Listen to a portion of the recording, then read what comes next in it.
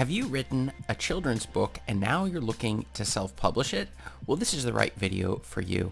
This is Chris Baird from selfpublishingmadeeasynow.com, where self-publishing doesn't have to be so hard. So what we're going to be looking at is how to self-publish a children's book in 10 steps in 2023. Now you may be thinking this is going to be really difficult, but I'm telling you that if you break it down into the simple steps, it gets a lot easier. So the first step is you need to understand the costs and benefits of self-publishing. And this means there's a couple of things you have to keep in mind. If you're self-publishing a children's book, it's going to allow you to maintain a lot of control compared to if you were going other traditional routes or even the hybrid route. So when you're self-publishing yourself, you can decide exactly what size, shape, how the cover looks, how it look and feel, the formatting, all of it. You have complete control. The downside, though, is that you're going to have some upfront investment costs that you're going to have to take. And it's both in terms of paying for these services and also finding who's going to provide those services. So this is one of the downsides if you choose to self-publish it. It's also very important to remember that there are some serious benefits to self-publishing, both in terms of once you've learned these steps, it makes it a lot easier and you're going to do it for future books, and you're going to have 100% of control over what exactly is happening with your book as you move it through the self-publishing process. Point number 2. Purchase an ISBN number plus barcode. Now you have to remember with your ISBN, it depends upon where you're planning on publishing it, okay? So if you're just putting it on Amazon, then you're not going to need to supply your own ISBN. But there are some exceptions to this rule, and one of them is that some bookstores look to see if it's an Amazon published ISBN. That is the code that's assigned to it to specify that what the book is, the genre, maybe even pricing information also can be assigned to the ISBNs. It sort of gives them the ability to say it's this book in this format, okay? And so that they have a very good idea of what exactly this book is, right? And that would be what bookstores and libraries and all of these places would also be looking at. But if it's an Amazon one, that can create barriers for you getting your book into other stores. Some stores will not want to carry those books. So one of the ways to get around it is it also looks more professional if anybody looks it up, which they normally don't. But if you do want to do your own, well, then you can purchase ISBNs through Barker or whatever your country's thing is. Some countries offer free ISBNs like Norway and Canada, but for the most part, you're going to have to purchase them, and they can be a bit pricey. If you only buy one, it's like $125 to purchase an ISBN and then to get the barcode. But the ISBN, then it gives you the ability to have your own company name or your own name attached to that ISBN. It then will get past that barrier that some of the small bookstores have against running Amazon books. It also will look more professional because it's using your own, though again, most people do not look up. They don't even know what an ISBN is. It's at the beginning of all of the books you read, but most people don't. And on ownership, it gives you a way to prove that you own a book. I've specifically used this route sometimes when somebody does a challenge against one of my books on Amazon, and I'm able to say, no, I own the ISBN to this book, and Amazon says, okay, that is just fine. So, point number 3, identify your target audience's age group. Now, you may be thinking when it comes to children's book, well, it's children. But that would be a huge mistake because you need to remember not all children are the same. Is this for boys? Is this for girls? Is this for toddlers? How exactly old are these people? And you're going to want to also do this when you're putting in your subtitle so it specifies this book teaches such and such for this age group, a specific age group. So when a parent is looking, they don't want to have to guess based upon the types of pictures you have who's going to be reading this book. You need to make that really clear, and ideally in that subtitle so they're able to see it. But you need to figure it out because you can't be writing to all of the different age groups of children, and that's a huge problem. And this is a core marketing strategy, which is figuring out exactly who the book is for. Is it for little girls? Maybe little boys? Maybe it's for both. There's ways of doing this, and a lot of the things that you have, the artwork and graphics and illustrations, are going to reflect the choices you make for who this is for. And some books also are focusing on certain minority groups and things like that. And so it's important to sort of figure it out. Are you writing for a particular minority group as well? That maybe this book is going to appeal to them. And that's a thing that's going to play a big role, as opposed to just throwing random groups for saying it's for all children. It's really not a good idea. You're going to want to narrow it down, niche down to that specific one single group. Point number 4, copyright your book. This one is especially important in the United States, not as important as a lot of other areas, but again, Amazon sometimes wants proof you own the rights to the book, and copyright is one exact way of doing it. It also protects your book from getting stolen or reprinted and people are copying and reprinting it, that you're able to establish, look, I own the rights. Now keep in mind, for the rest of the planet, for the most part, right, if you put a copyright on the second you've published the book, you have the copyright to that book. So it's automatically applied. Even if you just put it in a blog and you're the first to put that content there, you already own the copyright to it. But in terms of defending it in court and things like that in the United States, it can then be important to actually pay for that copyright. And there's a process to this whole copywriting thing, and it can be a bit of a pain. It can cost you money, but it may be worth considering.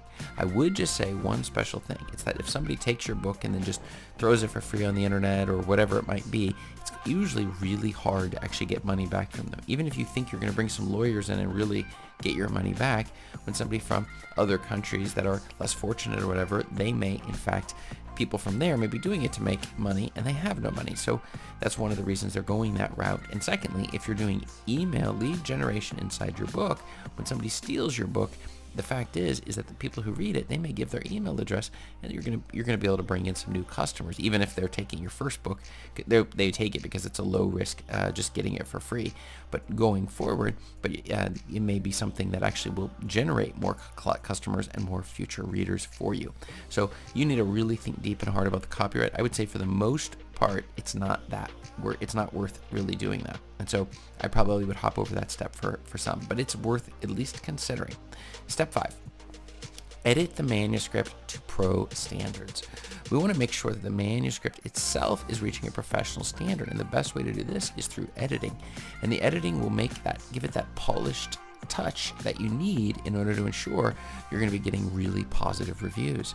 The other thing it'll help you is clarity, so it's super clear the message that you're passing on to people who are purchasing the books, these children, and they know exactly what's happening, and the message within the book itself, it all fits together, the illustrations, the storyline, all of it that you're doing.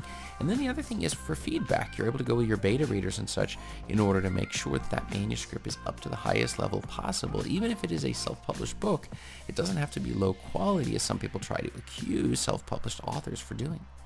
Number 6, hire an illustrator to bring it to life.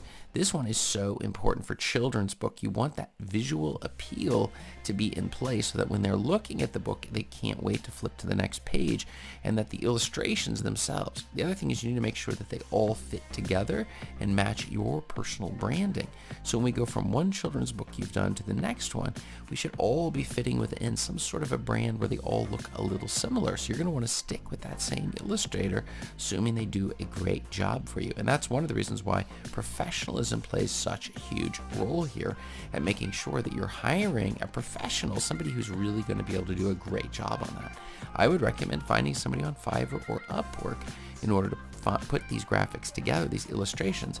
And one of my clients recently asked me specifically this question, which was, do they all need to match each other, the illustrations? And I said, yes, they actually do. We don't want to have one as a photo and then the next one is some clip art and then the next one is a little pencil outline of something. We really, really need to make sure that all of these things fit together closely, okay? Step number 7, apply for a Library of Congress control number. And this is an interesting one. This has an impact on cataloging that they're going to be doing at the Library of Congress. So this is something you may wish to consider as well to ensure that you're getting maximum distribution when they're going to the library. It's going to give it that ability where they easily can register this thing in the overall Library of Congress, where the catalog that they have there at the Library of Congress. So this is a really important one. And for the process, you can just apply right through their website and just provide the information for your specific book. Point number 8. Marry the pictures and words with a great layout. This is so important. This hits the aesthetics of your book so that the story is moving along and the illustrations are fantastic, and all of these different components of it are really clicking in. So when the children and the parents are reading these books, they're going to be tempted to buy book after book. And that really will make a difference for your books as you go, because you're not going to be dependent upon just finding new readers. No, old readers will come back and they'll be reading your book over and over. The other is having somewhat of a visual hierarchy. That's a well-designed layout. It creates a visual hierarchy that it guides the reader's eyes and emphasizes the key elements of the content. And that is when they see the page, their eyes are drawn around the page. So the way that it all fits together on those pages with the text and the images. It seems like it's so simple, just a picture and some text, but really it's a lot more difficult than that when we're trying to do this. And the other thing to remember there is branding, making sure that, again, the consistency with your layout is incredibly important. Number 9, choose a printer or go all digital. So the first thing is, from a budget standpoint, what's your goal? In the old days, you always had to get the printer and print out 1,000 copies. You'd have them in your garage, you'd sell some of them, and then you'd try to give them away or sell them or go to flea markets to sell the rest of your books. But this can be a very painful process and difficult. Nowadays, you have print on demand. That's also an option. Or you could have just the digital version. But if you've watched my channel long enough, that I will always tell you should go for as many options and as many distribution channels as possible. If you are going to be handing out and selling in person, then choosing the right printing company is important in order to ensure the quality is exactly up to par. And I always would say go for maximum distribution. So your book should be in all of the different formats possible, and at a minimum, the print on demand in all of these platforms, so that when somebody sees your book from some random place, they can place an order and you don't have to ship it from your garage. You also don't have this huge backlog of books sitting in your garage waiting to be sold that you never managed to sell. Step number 10, start building up your amazing reviews.